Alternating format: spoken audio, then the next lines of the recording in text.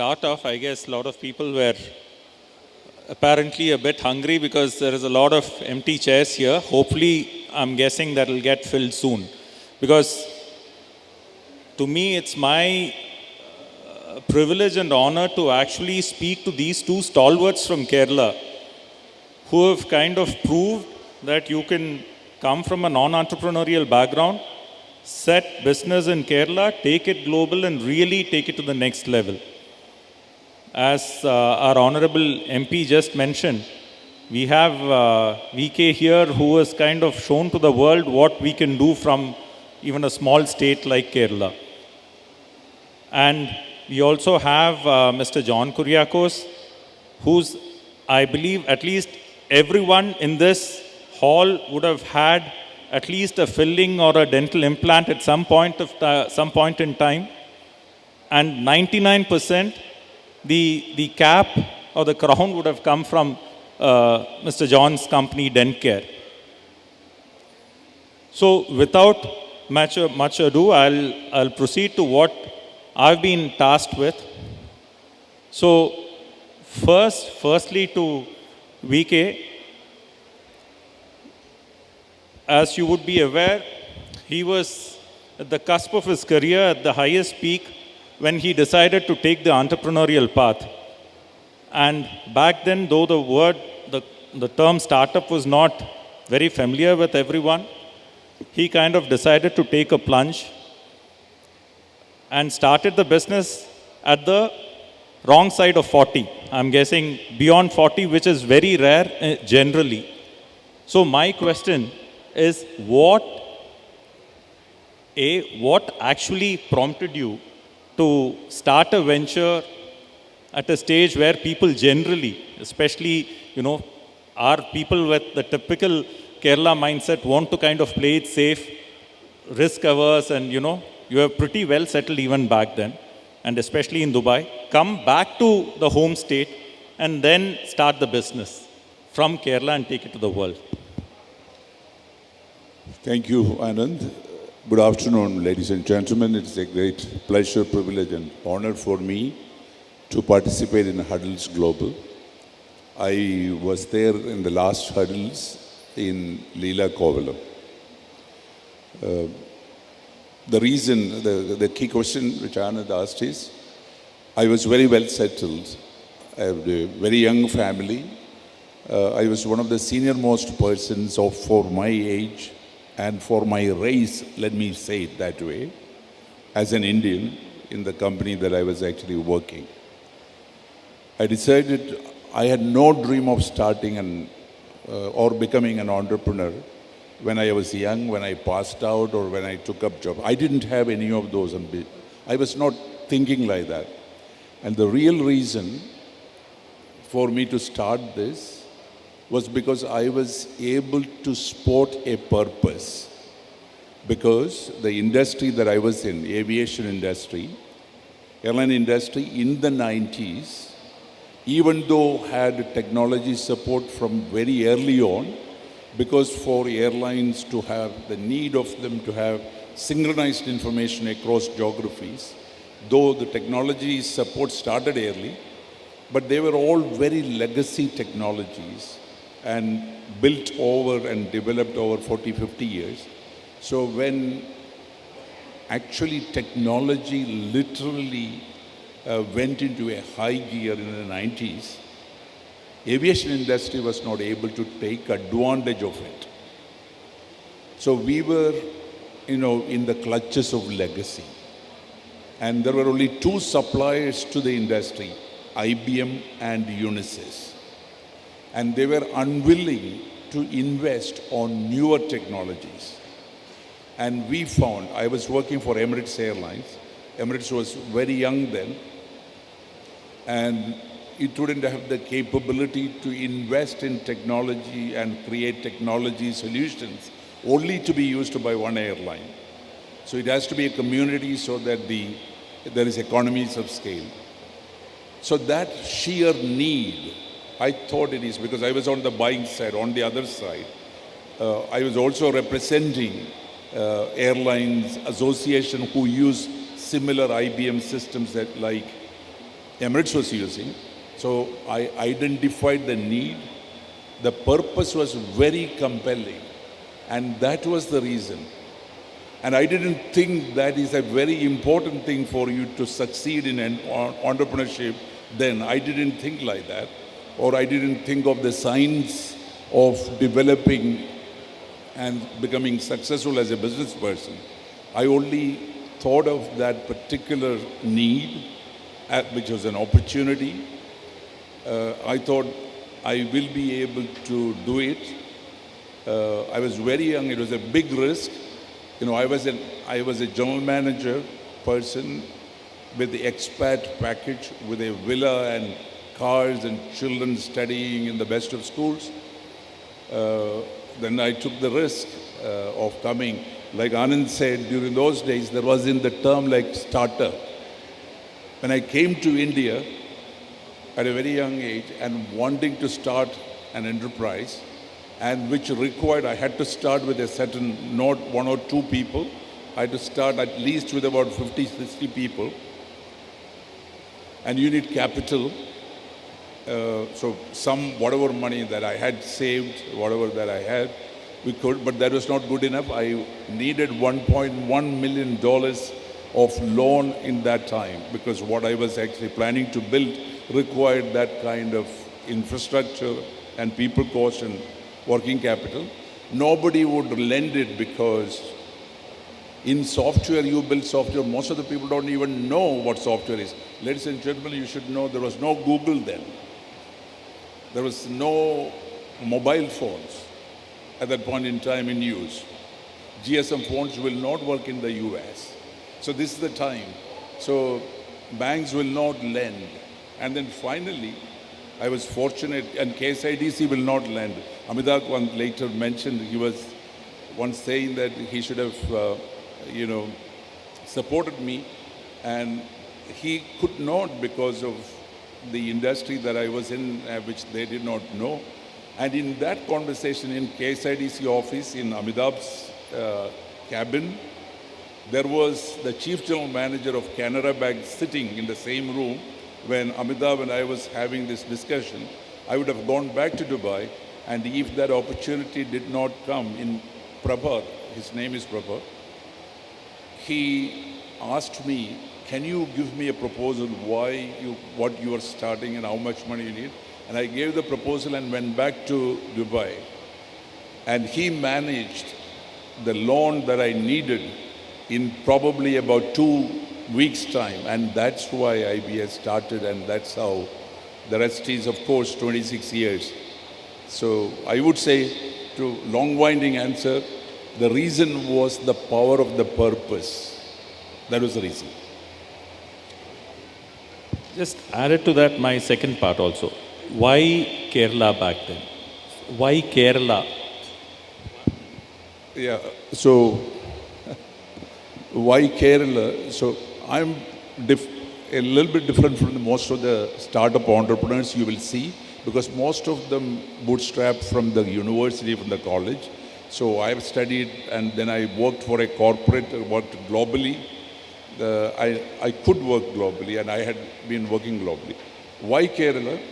India was very clear, because in the 90s, thanks to TCS, Infosys, there was a growing realization that there is talent. I wouldn't even say technology talent. There is very good talent in India, and we should take advantage. So India cost global opportunity. So it was India, and never thought of Kerala. Came to Bangalore, Chennai, Pune, and Hyderabad. In 96, I was touring. My cousin, who came as a visiting professor to IIT Chennai, IIT Madras, he told me, before you make up your mind, you go and visit Technopark. He happened to come to Technopark and see Technopark. I came to Technopark, meet the then CEO, Vijayaraghavan. He took me to the chief minister. I was very impressed because the kind of clientele that I was looking at, all of them were outside the country. I found the place, this is, when you say Technopark, it's truly a park. Whereas in Chennai, when they say tidal park, there is no park there. It's just a building. So in spite of having paid advance to a facility in Bangalore, I decided to start in Technopark, and that's how it happened. Still, I think really inspiring, especially given the fact that, today funding for, innovative enterprises is so easily available. And we are hearing back in the time when, very traditional banks, finally someone agreed to actually do it. So my question now, John സാറിൻ്റെ അടുത്താണ്. Sir ശരിക്കും പറഞ്ഞു കഴിഞ്ഞാൽ ഇത് Dentcare start ചെയ്തത് ഒരു ചെറിയ സംരംഭമായിട്ടാണ്. മൂവാറ്റുപുഴയിൽ വെച്ചത് സ്റ്റാർട്ട് ചെയ്തതാണ്. ഇന്ന് അത് വളർന്ന് പന്തലിച്ച് ഇന്ന് നമ്മൾ ഇന്നത്തെ Dentcare എന്ന് പറയുന്നതായിരുന്നില്ല ആദ്യം തുടങ്ങിയപ്പോൾ. ഇത് ആദ്യം വിഭാവന ചെയ്തായിരുന്നോ? ഈ രീതിക്ക് കൊണ്ടുവരണം, ഇത്രയും വലുതായിട്ട് കൊണ്ടുവരണമെന്ന് ആദ്യം തന്നെ ഒരു വിഭാവന ചെയ്തായിരുന്നോ? രണ്ടാമത്തത്, മൂവാറ്റുപുഴ കേരളത്തിൽ തന്നെ തുടർന്ന് ഇത് ചെയ്യാനുള്ള കാരണം എന്തായിരുന്നു?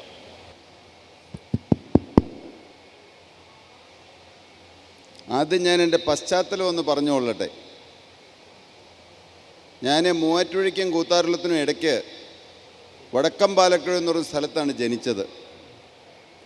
വളരെ ദരിദ്രമായ ഒരു കുടുംബ അന്തരീക്ഷത്തിലാണ് ജനിച്ചു വളർന്നത്. ഞങ്ങളുടെ നാട്ടിൽ കുടുംബം അറിയപ്പെട്ടിരുന്നത് മാനസിക രോഗികളുടെ ഒരു കുടുംബം എന്നാണ്.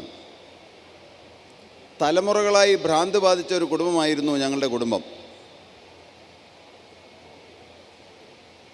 എൻ്റെ അമ്മയുടെ അപ്പനും അമ്മയും 7ാമത്തെ വയസ്സിൽ ഈ ഭൂമിയിൽ നിന്ന് മാറ്റപ്പെട്ടു. ഒരു നേരത്തെ ആഹാരത്തിന് വേണ്ടിയിട്ട് എൻ്റെ അമ്മ വല്യാമ്മയുടെ കൈ പിടിച്ച് ഒരു കീറത്തുണി എടുത്തുകൊണ്ട് വീടുകൾ തോറും കയറി ഇറങ്ങി നടന്നിട്ടുണ്ട് ഒരു നേരത്തെ ആഹാരത്തിന് വേണ്ടിയിട്ട്. വിവാഹം കഴിഞ്ഞു. എൻ്റെ പിതാവ് വിവാഹം കഴിക്കുന്നതിന് മുമ്പ് ഞങ്ങളുടെ വീട്ടിലും അങ്ങനെ എൻ്റെ മാതാവ് വന്നിട്ടുണ്ട്. എൻ്റെ ഒരു പശ്ചാത്തലം മനസ്സിലാക്കാൻ വേണ്ടിയിട്ടാണ് ഞാനിത് തുടക്കത്തിൽ പറയുന്നത്. എൻ്റെ പിതാവ് ഒരു കൂലിപ്പണിക്കാരനായിരുന്നു. കഷ്ടപ്പെട്ട് അധ്വാനിക്കുന്ന സത്യസന്ധനായ ഒരു പിതാവ്.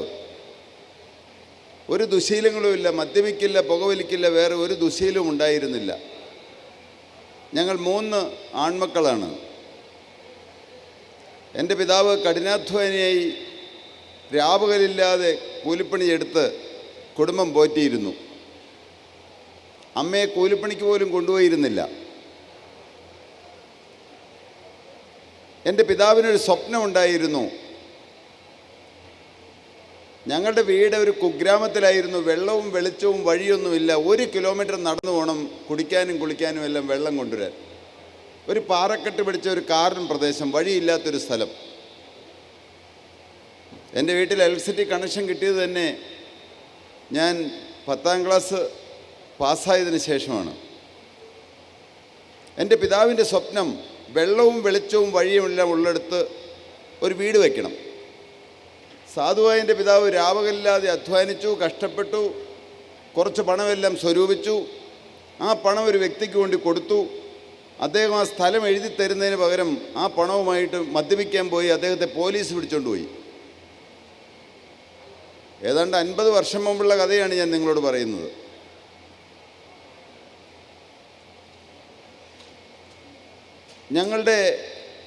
എൻ്റെ പിതാവിന് രോഗം വന്നത് കൂലിപ്പണി എടുക്കുന്ന വീട്ടിൽ വെച്ചാണ്.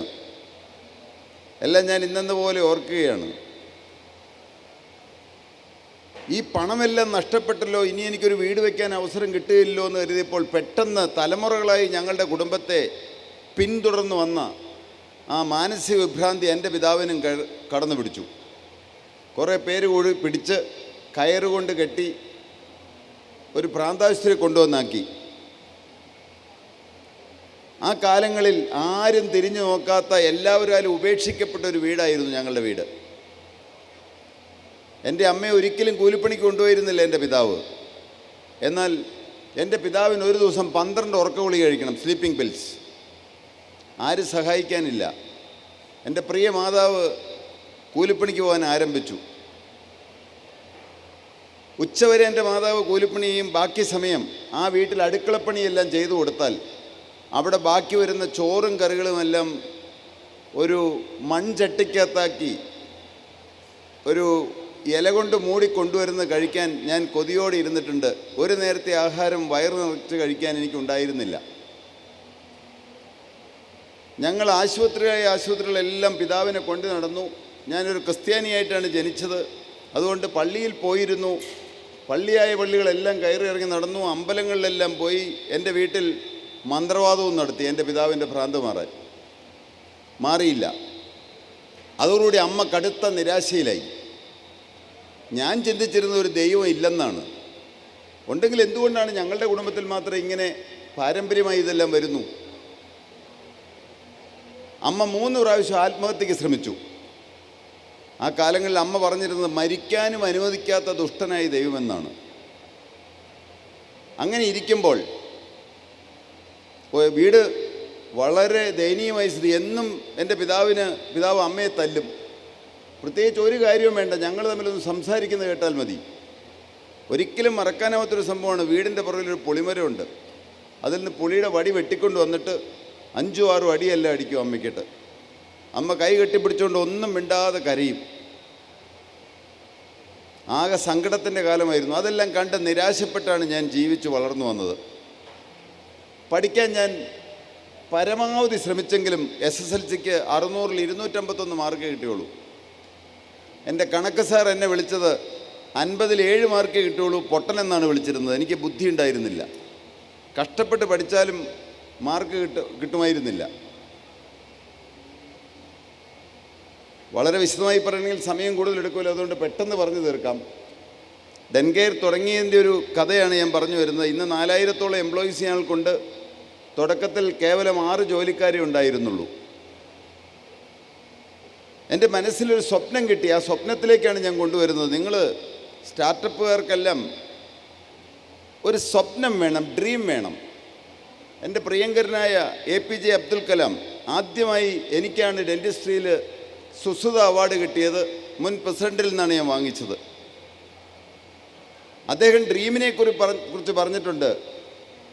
എന്താണെന്ന് നിങ്ങൾക്ക് അറിയാമായിരിക്കും, എങ്കിലും ഞാനൊന്ന് പറയട്ടെ. Dream is not that which you see while sleeping, it is something that does not let you sleep. എൻ്റെ ഉറക്കം കെടുത്തിയൊരു സംഭവം വരുന്നുണ്ട്. അത് പറയാനായിട്ടാണ് ഞാനിതിൻ്റെ പ്രാരംഭം എന്നോണം എൻ്റെ കഥ പറഞ്ഞത്. ഞാൻ കടുത്ത നിരാശയിലായിരുന്നു. ഒരിക്കലും ശോഭനമായൊരു ഭാവി ലഭിക്കുമെന്ന് 15-ാമത്തെ വയസ്സ് വരെ ചിന്തിച്ചിട്ടില്ല. കോളേജിൽ പഠിക്കാൻ മാർഗമില്ലാത്തതുകൊണ്ട് എങ്ങനെയെങ്കിലും മരിച്ചിരുന്നെങ്കിൽ ചിന്തിച്ച മനുഷ്യനാണ് ഞാൻ. അങ്ങനെ ഇരിക്കുമ്പോൾ എൻ്റെ അമ്മയ്ക്കൊരു സുവിശേഷ പ്രസംഗം കേൾക്കാനിടയായി. അല്പം പോലും ലജ്ജയില്ല എനിക്കിതൊന്നും പറയാൻ. എൻ്റെ അമ്മയ്ക്ക് ഉടുത്തോണ്ട് പോകാനൊരു മുണ്ടുണ്ടായിരുന്നില്ല. താഴത്തെ വീട്ടിൽ നിന്ന് മറിയാമ്മ ചേച്ചിയുടെ ഒരു വെള്ളമുണ്ട് വായ്പ മേടിച്ചെടുത്ത് ഒരു കക്ഷം കീറിയ ചട്ടയൊക്കെ ഇട്ട് കരഞ്ഞുകൊണ്ട് എൻ്റെ അമ്മ പ്രാർത്ഥനായോഗത്തിന് പോയി. അങ്ങോട്ട് കരഞ്ഞുകൊണ്ടുപോയ അമ്മ തിരിച്ചു വന്നപ്പോൾ നല്ല സന്തോഷത്തോടെ വന്നു. അമ്മയുടെ ജീവിതം മാറിയത് ഞാൻ കണ്ടു. ഞാൻ എങ്ങനെയെങ്കിലും മരിച്ചാൽ മതി ഇരുന്ന ചിന്തിച്ചിരുന്ന കാലത്ത് എൻ്റെ അമ്മ എന്നെ നിർബന്ധിച്ച് പ്രാർത്ഥനായോഗത്തിന് വിളിച്ചു. ഞാനും ആദ്യമായി ആ പ്രാർത്ഥനായോഗത്തിൽ കടന്നു ചെന്നു. അന്ന് ഞാനിവിടെ പ്രസംഗകൻ പറയുന്നത് കേട്ടു, നിങ്ങളുടെ ജീവിതം ദൈവത്തിനായി സമർപ്പിക്കുമെന്ന്. ഞാനന്ന് ദൈവം ഇല്ലെന്ന് ചിന്തിച്ച മനുഷ്യനായിരുന്നല്ലോ. എന്നാൽ അന്ന് എൻ്റെ തകർന്നു പോയ ജീവിതം, നിരാശ കൊണ്ട് ക്ലോസ്ഡ് ചാപ്റ്റർ എന്ന് ഞാൻ വിചാരിച്ചിരുന്ന ജീവിതം, കൂമ്പടഞ്ഞു പോയിരുന്ന ജീവിതം ക്രിസ്തുവിനായി സമർപ്പിക്കാനിടയായി. ഞാനൊരു വിശ്വാസിയായി തീർന്നു. തുടർന്ന് എൻ്റെ പിതാവിൻ്റെ രോഗം മാറാൻ വേണ്ടി ഞാൻ പറഞ്ഞല്ലോ എവിടെയെല്ലാം കൊണ്ടുപോയിട്ടുണ്ട്. എന്നാൽ എൻ്റെ അമ്മ കണ്ണുനീരോടെ പ്രാർത്ഥിച്ചു. നിങ്ങൾ ആരെങ്കിലും ദൈവവിശ്വാസികളല്ലാതെ ഇരിക്കുന്നുണ്ടെങ്കിൽ വിശ്വാസികളാകണമെന്ന് ഞാൻ പറയുകയാണ്. കണ്ണുനീര് കാണുന്ന ഒരു ദൈവമുണ്ട്. എൻ്റെ അമ്മയുടെ പ്രാർത്ഥന കേട്ട് 43 വർഷം മുമ്പ് എൻ്റെ പിതാവിൻ്റെ രോഗം എന്നേക്കുമായി ദൈവം മാറ്റിക്കൊടുത്തു. എനിക്ക് വിശ്വാസമായി. എൻ്റെ പിതാവ് എന്നോട് പറഞ്ഞു, എടാ പഠിപ്പിക്കാൻ വിടാൻ മാർഗ്ഗമില്ല, നീ റബ്ബർ വെട്ട് പഠിച്ചോളാൻ. 15-ാമത്തെ വയസ്സിൽ റബ്ബർ ടാപ്പറായിട്ട് ഞാൻ ജീവിതം ആരംഭിച്ചു. കൂടെ പണിക്കുന്നവരെല്ലാം കോളേജിൽ പോകുന്ന കാണുമ്പോൾ ഞാൻ സങ്കടപ്പെട്ട് ഏങ്ങലടിച്ച് കരഞ്ഞിട്ടുണ്ട്. എനിക്കൊരു ജോലി തരുമോ ദൈവമെന്ന്. അങ്ങനെയാണ് ഞാൻ മൂവാറ്റുപുഴയിലൊരു ഡെൻ്റൽ ക്ലിനിക്കിൽ ഒരു അറ്റൻഡറായിട്ട് തറ തുടയ്ക്കുക, ടോയ്ലറ്റ് വാഷ് ചെയ്യുക, ഡോക്ടർ ഊണ് കഴിച്ചാൽ പാത്രങ്ങളെല്ലാം കഴുകി വയ്ക്കുക, ഇതെല്ലാമായിരുന്നു എൻ്റെ ജോലി. എന്നാൽ എനിക്ക് ജോലി കിട്ടിയപ്പോൾ സ്വർഗം കിട്ടിയ പ്രതീതിയായിരുന്നു. ഡോക്ടർ എന്നെ എടുത്ത് കഴുകുന്ന പല്ല് അതിൻ്റെ സെറ്റിങ് പഠിപ്പിച്ചു. ഞാൻ വേഗം പഠിച്ചു. ആ കാലങ്ങളിൽ സൗത്ത് ഇന്ത്യയിൽ ഒറ്റയ്ക്കൊരു ഡെൻ്റൽ ലാബേ ഉണ്ടായിരുന്നുള്ളൂ. അവിടെ ചെയ്തുകൊണ്ട് വരുന്ന വർക്കിനകത്ത്, ക്രൗൺ ആൻഡ് ബ്രിഡ്ജ് ചെയ്തുകൊണ്ട് വരുന്ന വർക്ക്, അതിനകത്ത് 10ൽ 2 പോലും വായിൽ ഫിറ്റാവില്ല. ഡോക്ടർ മണിക്കൂറുകളിൽ നിന്നിങ്ങനെ ഗ്രൈൻഡ് ചെയ്യും. മടുത്തിട്ട് ചിലപ്പോൾ പിന്നെ ഈ വർക്ക് ചെയ്യണില്ല എന്ന് പറയും. അപ്പോൾ എൻ്റെ മനസ്സിലൊരു ചിന്ത, ഒരു സ്വപ്നം, ഏതെങ്കിലും വിധേന ഒരു ഡെൻ്റൽ ലാബ് തുടങ്ങണം. നിങ്ങൾ ചിന്തിക്കൂ, സ്വപ്നം കാണുമ്പോൾ എനിക്ക് മാസം 250 രൂപ ശമ്പളമുള്ളൂ. ഒരു ഡെൻ്റൽ ലാബ് അന്ന് തുടങ്ങണമെങ്കിൽ മിനിമം 20 ലക്ഷം രൂപ വേണം. 83 കഥയാണ് പറയുന്നത്. എന്നാൽ ഞാൻ തളർന്നില്ല. രാപകലില്ലാതെ അധ്വാനിക്കാൻ തീരുമാനിച്ചു. എൻ്റെ ഉറക്കം പോയി. 1 മണിക്കൂർ മാത്രം ഉറങ്ങിയതായി 6ഓളം വർഷങ്ങളുണ്ട്. പണമെല്ലാം, രാത്രിയെല്ലാം ക്ലിനിക്കുകളിൽ പോയി, ഹോസ്പിറ്റലിലെല്ലാം പോയി ഡെഞ്ചർ സെറ്റ് ചെയ്ത് കൊടുക്കും. ചുരുക്കി പറയാം, ഏതാണ്ട് 5 ലക്ഷം രൂപയോളം സമ്പാദിച്ചു. 1 രൂപ പോലും കളയാതെ എല്ലാം കൂട്ടിവെച്ചു. 15 ലക്ഷം രൂപ സൗത്ത് ഇന്ത്യൻ ബാങ്കിൽ നിന്ന് ലോൺ എടുത്തു. ആദ്യമായി ഇന്ത്യയിലേക്ക് ഇൻഡക്ഷൻ കാസ്റ്റിംഗ് മെഷീൻ കൊണ്ടുവന്നത് ഞാനാണ്, ജർമ്മനിയിൽ നിന്ന്. 88-ൽ കേവലം 6 ജോലിക്കാർ വെച്ച്, ഞാനും എൻ്റെ ചേട്ടനുമുണ്ട്, എൻ്റെ അനുജനുമുണ്ട്, ഞങ്ങൾ 3 പേരുണ്ട്. 6 ജോലിക്കാർ വെച്ച് വെറും 300 സ്ക്വയർ ഫീറ്റിൽ താഴെയുള്ള ഒരു മുറിയിൽ തുടങ്ങിയ സ്ഥാപനം ദൈവം വളർത്താൻ തുടങ്ങി. ഇതിൻ്റെ ഇടയ്ക്ക് ഞാൻ പറഞ്ഞല്ലോ നിങ്ങളോട് പൊട്ടനായിരുന്നെന്ന്, ബുദ്ധിയില്ലായിരുന്നെന്ന്. ദൈവത്തിൽ അടിയുറച്ച വിശ്വാസം വന്നപ്പോൾ ഞാൻ പഠിച്ചു. യൂണിവേഴ്സിറ്റിയിൽ ഡെൻ്റൽ ടെക്നീഷ്യൻ കോഴ്സിന് റാങ്കോടെ പാസ്സായി. തുടർന്ന് യാത്ര ചെയ്യാൻ ആരംഭിച്ചു. അന്ന് ഞങ്ങൾ തുടങ്ങുമ്പോൾ 2 പ്രോഡക്റ്റേ ഉള്ളൂ. ഇന്ന് 450 പ്രോഡക്റ്റ് ഉണ്ട്. അതിൻ്റെ പിന്നിൽ യാത്ര ചെയ്യാൻ ആരംഭിച്ചു. നിങ്ങൾ ഏതെങ്കിലും പ്രസ്ഥാനം തുടങ്ങിക്കഴിഞ്ഞാൽ അവിടെ തന്നെ വേറെ എങ്ങും യാത്ര ചെയ്യാതെ മറ്റ് കോൺഫറൻസിലൊന്നും പങ്കെടുക്കാതിരുന്നു കഴിഞ്ഞാൽ കുളത്തിൽ കിടക്കുന്ന തവളയെ പോലെയാണ്. ഞാൻ അനേകം രാജ്യങ്ങൾ സന്ദർശിച്ചു. പുതിയ ടെക്നോളജീസ് കൊണ്ടുവന്നു. ഇന്ന് ഞാൻ എളിമയോടെ നിങ്ങളോട് പറയട്ടെ, ഇന്ന് ഇന്ത്യ മഹാരാജ്യത്ത് അഥവാ വേൾഡിൽ എന്തെങ്കിലും ഡെൻറ്റിസ്ട്രിയിൽ പുതുതായിട്ട് വന്നിട്ടുണ്ടെങ്കിൽ അത് നമ്മുടെ ഇന്ത്യയിൽ, നമ്മുടെ കൊച്ചു കേരളത്തിൽ, അല്ല ഞങ്ങളുടെ മൂവാറ്റുപുഴയിൽ.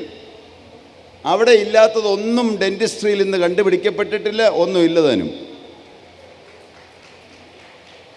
എന്നാൽ മൂവാറ്റുപുഴയിൽ തന്നെ എന്തുകൊണ്ടാണ് അവിടെ നിൽക്കുന്നതെന്ന് ഒരു ചോദ്യം അങ്ങ് ചോദിച്ചല്ലോ. മൂവാറ്റുപുഴ എൻ്റെ ജന്മദേശമാണ്, 1. 2, വ്യവസായികളായ പലരും പറയും, നിങ്ങൾ ശ്രദ്ധിച്ച് കേൾക്കണമേ, കേരളം വ്യവസായത്തിന് പറ്റിയ മണ്ണല്ലെന്ന്. എന്നാൽ ഞാൻ ഉറക്കെ പറയട്ടെ, ഉറച്ച സ്വരത്തോടെ, കേരളം പോലെ വ്യവസായത്തിന് പറ്റിയൊരു മണ്ണില്ലെന്നാണ് എൻ്റെ അഭിപ്രായം. കേരളത്തിലെ മനുഷ്യരെ പോലെ നല്ല മനുഷ്യരില്ലെന്നാണ് എൻ്റെ അഭിപ്രായം. 35 വർഷമായിട്ട് ഇന്ന് വരെ ഒരു തൊഴിൽ പ്രശ്നമോ യാതൊരു പ്രശ്നവും ഇല്ലാതെ സമാധാനത്തോടെ ഞങ്ങൾ സന്തോഷത്തോടെ ഡെൻകെയർ ഫാമിലി ഒറ്റക്കെട്ടായിട്ട് മുമ്പോട്ട് പോകുന്നു. പിന്നെ ഞാൻ എന്തിന് കേരളം വിട്ട് പോകണം? എന്തിന് ഞാൻ മൂവാറ്റുപുഴ വിട്ട് പോകണം?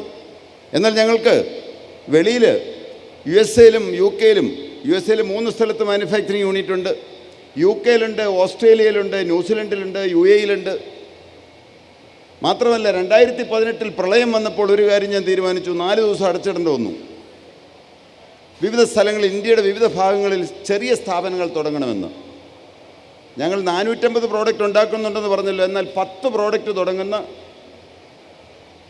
ചെറിയ യൂണിറ്റുകൾ, 100-ൽ താഴെ ജോലിക്കാർക്ക് ജോലി ചെയ്യാൻ പറ്റുന്ന യൂണിറ്റുകൾ തുടങ്ങി. 1 ബാംഗ്ലൂരുണ്ട്, 1 ഹൈദരാബാദുണ്ട്, 1 ഡൽഹിയിലുണ്ട്.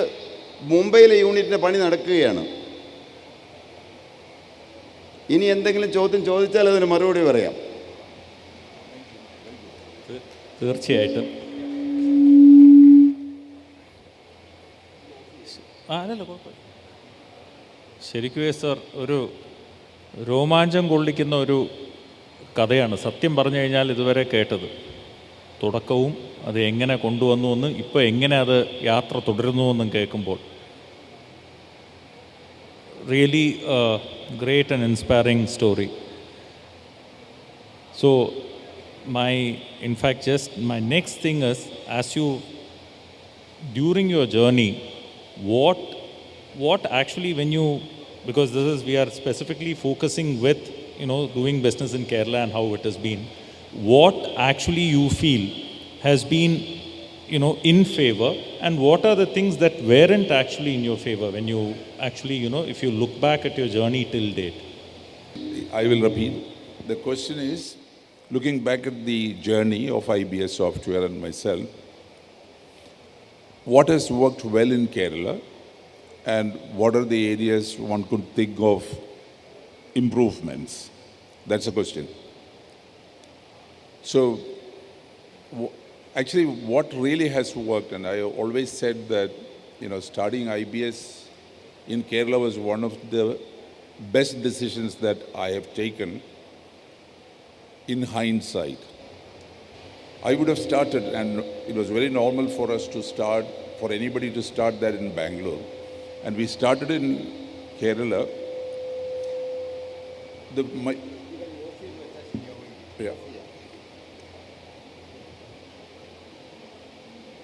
The very first day I addressed the employees, that was in 1997, September 8th. I did not talk about business, I did not talk about technology. Unlike what I am today, or what people would think of me today, I was a very technical person once upon a time, and very, very technical person. I did not talk about technology. I talked about what kind of an organization we should be creating, what is important for it. For example, how we should be deeply committed to our customer, how we should function with integrity and transparency and respect to each other. In fact, on the 25th anniversary of IBS last year, Silver Jubilee, which we celebrated and CM also attended.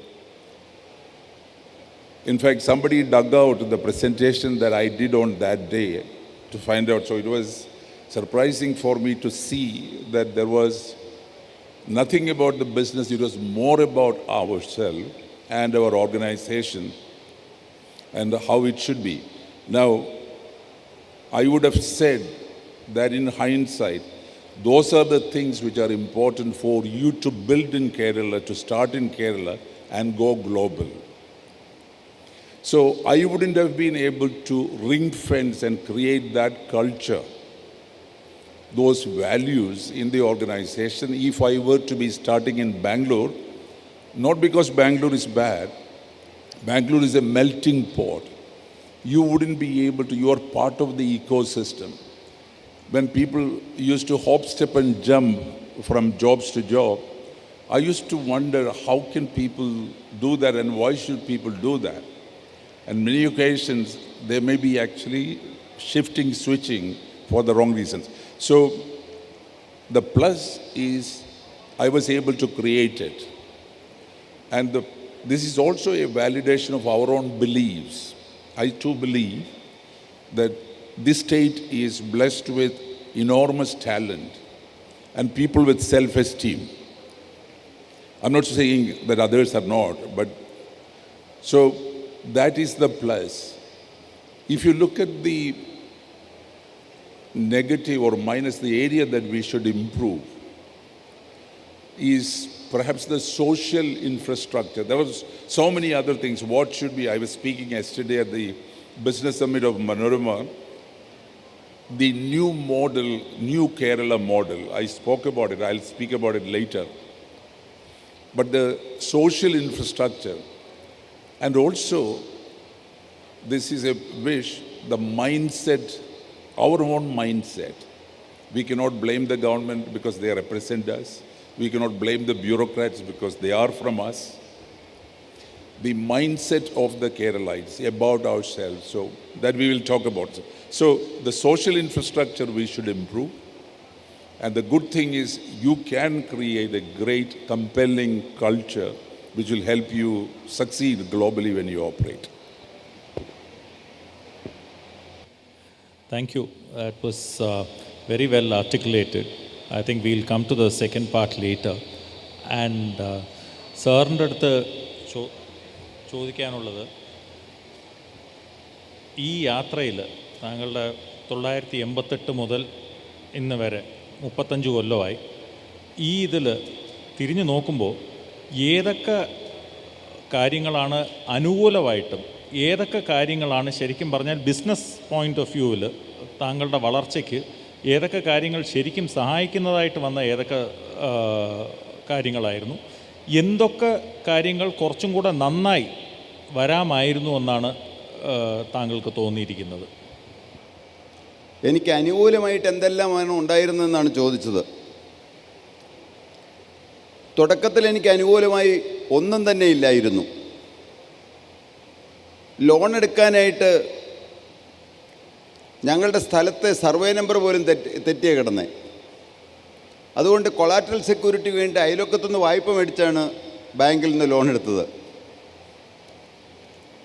തുടക്കം മുതൽ ഞങ്ങൾ സഹോദരങ്ങൾ ഒരു മനസ്സായിരുന്നു. 3 പേരും 3 വ്യക്തിത്വങ്ങളാണെങ്കിൽ ഒരു ഹൃദയമായിരുന്നു. ഇന്നും അങ്ങനെ തന്നെയാണ്. എൻ്റെ ഫാമിലി എന്നെ സപ്പോർട്ട് ചെയ്യുന്നു. ഞങ്ങളുടെ ഫാമിലിയിലുള്ള അനേകർ ഞങ്ങളുടെ സ്ഥാപനത്തിൽ ജോലി ചെയ്യുന്നു. മറ്റൊരു കാര്യം, ഞാനിത് തുടങ്ങിയ സമയത്ത് ഞാൻ 2 ഡോക്ടേഴ്സിൻ്റെ കൂടെയാണ് വർക്ക് ചെയ്തിരുന്നത്. എന്നാൽ ആ കാലത്ത് ഒരു ഡോക്ടർ എന്നോട് പറഞ്ഞു, അപ്പൻ്റെ മാതിരി തന്നെ പാരമ്പര്യമായിട്ട് എന്തോ വലിയ പ്രശ്നം വരാൻ പോവുകയാണ് ഈ സ്ഥാപനം തുടങ്ങിയ സമയത്ത്. എന്നാൽ എനിക്ക് വളരെ വ്യക്തമായി ഒരു കാൽക്കുലേഷൻ ഉണ്ടായിരുന്നു. അന്ന് 100 കോടിയിൽ പരം ജനങ്ങൾ നമ്മുടെ രാജ്യത്തുണ്ട്. ആളൊന്നൊക്കെ 32 പല്ല് വെച്ചുണ്ട്. എന്തുമാത്രം അനന്ത വിദൂര സാധ്യതയാണ് ഈ മേഖലയിലുള്ളതെന്ന് വ്യക്തമായി പഠിക്കാൻ എനിക്കിടയായി. എനിക്ക് ഭാഷ വശമില്ലായിരുന്നു. അതൊരു പ്രതികൂല സാഹചര്യമാണ്. ഒരിക്കൽ ജർമ്മനി പോയ കാര്യം ഞാൻ നിങ്ങളോട് പറയാം. ചെറുപ്പക്കാരനേകരിക്കുന്നുണ്ടല്ലോ, പ്രയോജനം ചെയ്യാൻ വേണ്ടി പറയും. എനിക്ക് ഇംഗ്ലീഷിൽ പ്രസംഗിക്കാൻ പറ്റില്ല, അത്യാവശ്യം മിണ്ടാൻ പറ്റും. എന്നാൽ ഞാൻ ജർമ്മനിയിൽ ചെന്നപ്പോൾ 91 കാര്യമാണ് പറയുന്നത്. സ്ഥാപനം തുടങ്ങി 3 വർഷം കഴിഞ്ഞപ്പോൾ ജർമ്മനിയിൽ പോകേണ്ടതായിട്ട് വന്നു. ഇവിടുന്ന് കൊച്ചിയിൽ നിന്ന് ഫ്രാങ്ക്ഫർട്ട് എയർപോർട്ട് വരെ 25,000 രൂപ മതി. അവിടുന്ന് ഒരു സ്ഥലത്തേക്ക് യാത്ര ചെയ്യണം, ബിലെഫീൽഡ് എന്ന് പറയുന്ന സ്ഥലം. പല സ്ഥലങ്ങളിൽ ഞാൻ പോകും. ടാക്സി പോകണമെങ്കിൽ 5,000 രൂപ വേണം. ട്രെയിനിൽ പോകാൻ 500 രൂപ മതി. ഞാൻ ട്രെയിൻ തിരഞ്ഞെടുത്തു. റെയിൽവേ സ്റ്റേഷനിൽ ചെന്നപ്പോൾ എനിക്ക് അനൗൺസ്മെൻറ്റ് കേട്ടു, മുഴുവൻ ജർമ്മനിയിലാണ്, ഒരക്ഷരം പോലും ഇംഗ്ലീഷിൽ പറയുന്നില്ല. നിങ്ങളും ചിന്തിക്കൂ, ഈ തിരുവനന്തപുരത്ത് ഇവിടെ റെയിൽവേ സ്റ്റേഷനിൽ ചെന്നിട്ട് ഒരു ഫോറിനർ വന്നിരിക്കുക, ഒരു സായിപ്പ് വന്നിരിക്കുക. അദ്ദേഹം ഇങ്ങനെ പറയുകയാണ്, നമ്മുടെ നാട്ടിൽ വിളിച്ചു പറയുകയാണ്, കൊച്ചിയിലേക്ക് പോകുന്ന ഷൊർണൂർ എക്സ്പ്രസ് 12-ാം നമ്പർ പ്ലാറ്റ്ഫോമിൽ വെയിറ്റ് ചെയ്യുന്നുണ്ട്, എങ്ങനെ കണ്ടുപിടിക്കാൻ പറ്റുമോ? അതുപോലെ തന്നെയായിരുന്നു എനിക്ക്. ഞാനവിടെ പരതി നോക്കി. ഒരൊറ്റ ആളോടും നമ്മുടെ മുറി ഇംഗ്ലീഷ് പറഞ്ഞിട്ട് പിടിക്കണില്ല.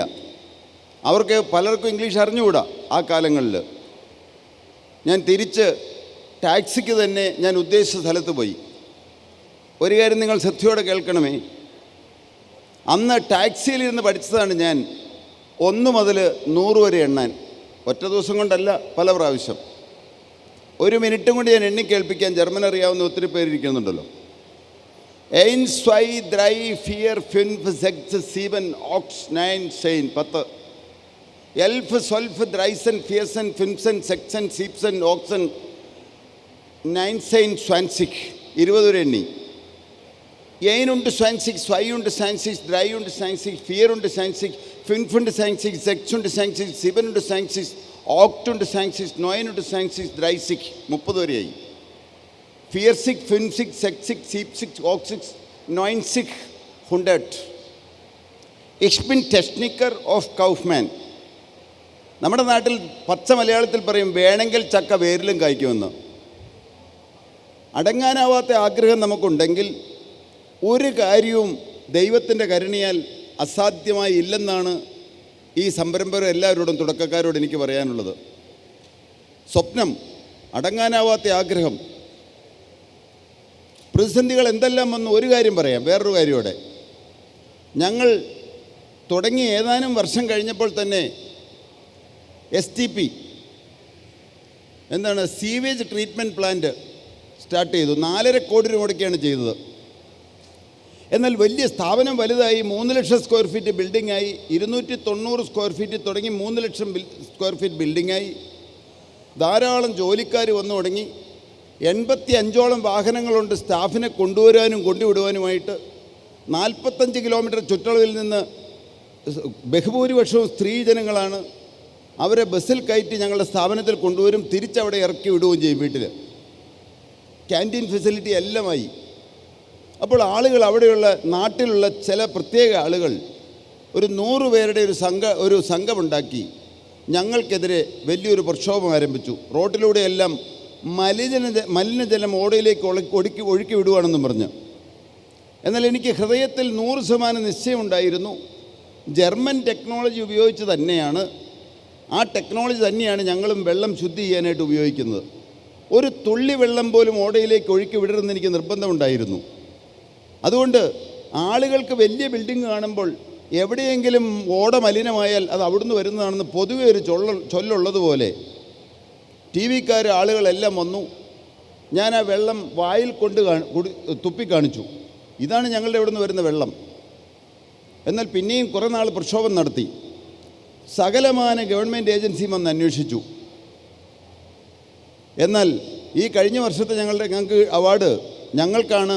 ഏത് അവാർഡ് മറന്നില്ല, ഫയർ ആൻഡ് സേഫ്റ്റിയുടെയും ആ സുരക്ഷിതത്വത്തിൻ്റെയൊക്കെ അവാർഡ് ഞങ്ങൾക്ക് തന്നെ. ഇത് 10 വർഷം മുമ്പുള്ള കാര്യം പറയുന്നത്.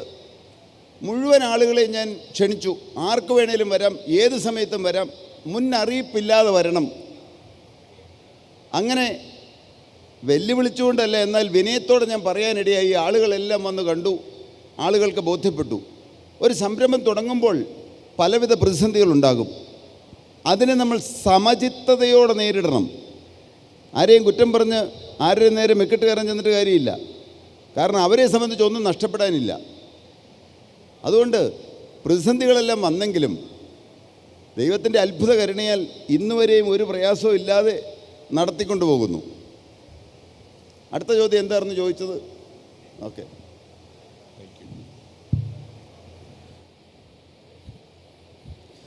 So, next question is to actually VK. I think today from Kerala, taking a firm global and from having such a large global client base, I don't think anybody is better equipped than you today to actually detail out what it actually takes. See, if somebody wants to have that kind of a global outreach that IBS has had now, what does it actually take? And what do you think could kind of, be the factors that, the ecosystem enablers could also do to improve? Hello. Yeah. Just before answering that question, I'll just give you in 30 seconds what's our global operation. We operate in about 60 locations in 42 countries, employing employees from 42 nationalities.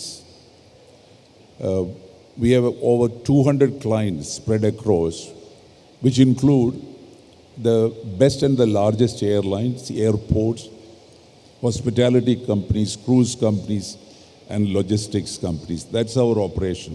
42 nationalities in our payroll, in South America to all the way to New Zealand. So this is our operation, and we started with 55 employees in Technopark in 1997, September. Now, what does it mean? The question is very important, and this is probably the most important question of this session.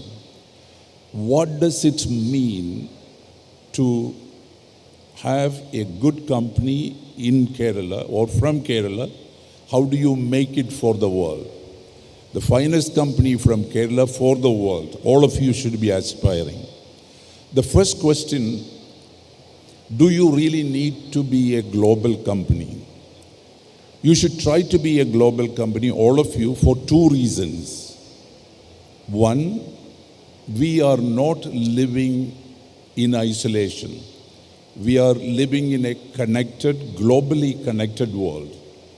Whatever you think is a good solution that you have built can easily be replaced by the solution that is built by somebody else in some other area. Second, all of us, we still have, and the world has this advantage, that the India cost, India talent, and global revenue. The reason why all of the Indian IT companies are doing so well is because it's India cost, India talent, global revenue. We have a 3x advantage because the purchase power parity advantage India has is threefold. So all of us, so one reason you can become redundant soon if you don't think global. Second, you should be able to take absolute advantage and you will be able to make a value proposition when you go from India to the world. Now, what does it mean to go to the world? What does it take? First and foremost, all of you having built, thinking about a solution, you have to really look at whether that is valid for somebody in Belgium. Is that valid for someone in the US, a company operating? Because what we do is not just the technology, but us as individuals and all of those. So it's important for you to have that connection. The next one is your transparency and trust. For instance, if you have to take your products globally, obviously it has to meet the requirements, and you have to over-deliver. My suggestion is under-promise and over-deliver. Always uphold the interest of the customer, and you have only nothing other than the customer. You're not thinking about yourself. So, extremely important. The other one is establishing the relationship. I would say dignified relations or dignity in relationship. You are always on an equal footing. You are extremely respectful. You are hospitable. You are courteous, and you are credible. Your business is only as good as the credibility that you have. It's very good. But again, it's very important when I say it's on equal footing. You do demonstrate respect to your team. You are very proud of your country. You are very proud of your state. You are very proud of your village. You are very proud of your people, and you are very proud of your culture. That's important. That will help us establish that link. And let me also say this, talent is key. The difference between a good guy and a very good guy is probably a factor of 3. So it's extreme, and you will see as you step up, you will require talent, and you require better talent. At some point in time, you will think you will get the best talent from whichever part of the world that is. That's important. Sometimes, I don't know how valid it is for all of you, acquisition for IBS was part of our growth strategy. When you acquire, these are not big companies you acquire. You are acquiring initially for capability, local presence, and a little bit of IP and access to some of the customer contracts. So you may be able to acquire, not for big amount of money, that you will do later. So that's another very important. So talent is an important one. Relationships are extremely important. Your quality of deliverables is very, very important. So these are, in my view, some of the things that will help you build out. Before we wind up, I want to give one message as well. Ladies and gentlemen, we talk about startups. And we want to have everybody. So what it means is that We perhaps don't need so many enterprises, but we need an entrepreneur's mind, is what we need. You know, see, if we are going to have, if we are 3.5 million people in Kerala and probably employable 1 million, say 30, maybe 10 million. If we produce 10 million enterprises, we perhaps may not be even, we don't drive the economies of scale, but we need 10 million enterprising minds, even when you are creating your own enterprise or you are working for somebody that helps. Now, if you really, I am more concerned about not just the aspiring entrepreneurs, the people who have already jumped in and who are reasonably successful or trying to find their feet. All the efforts of the state, right from the chief minister right up to every citizen, they should see that it is their responsibility to help enable the existing enterprises to succeed. If we don't do that, we are not going to go anywhere. So it's not just the startups, the started up ones should be. Number two, that the state must have a focus on infrastructure. When I talk about infrastructure, the number one is waste management or clean Kerala. Number two, safe Kerala, safe to travel roads, safe to drink water, safe to eat food, and safety from disasters. Number three, digitally enabled. We are all enterprising people. The state is full of, and our country is blessed with. We only need to have this enabling infrastructure. Number three, which I call as social infrastructure, which the state is reasonably okay up to a medium point, that is basic health, basic education, law and order. And these are the things that we should absolutely take care. And the third one, best-in-class citizen service. Why everybody is frustrated in the state is because the citizen service is anything that you go to the government, it takes time. The best model is TCS providing passport service. Government-owned, private operated, professional organizations operated. So if we can take care of this, I think we have done it. സ്വപ്നമുണ്ടായിരിക്കുക, അടങ്ങാനാവാത്ത സ്വപ്നം. തുടക്കം എങ്ങനെയാണോ അതേ ഉത്സാഹം business നടത്തിക്കൊണ്ട് പോകുന്ന കാലം മുഴുവൻ ഉണ്ടായിരിക്കട്ടെ. ഞാൻ തുടക്കത്തിൽ എങ്ങനെയായിരുന്നു അതേ ഉത്സാഹത്തോടെ ഇന്ന് മുമ്പോട്ട് കൊണ്ടുപോകുന്നു. ഒന്നിലേക്കും എടുത്തിയാടി ആദ്യം കിട്ടുന്ന വരുമാനത്തിൽ നിന്ന് എടുത്തിയാടി സ്വന്തം കാര്യത്തിന് ഉപയോഗിക്കാതെ ബിസിനസ്സിൽ തന്നെ ഇൻവെസ്റ്റ് ചെയ്യുക. തികഞ്ഞ ദൈവവിശ്വാസികളായിരിക്കുക, നാം ഡിസിപ്ലിൻ ലൈഫ് നയിക്കുക. ഇത്രയാണ് എനിക്ക് നിങ്ങളോട് പറയാനുള്ളത്. Thank you very much. I think we've heard two stalwarts speak. Just to sum it up, the customer is summing it up.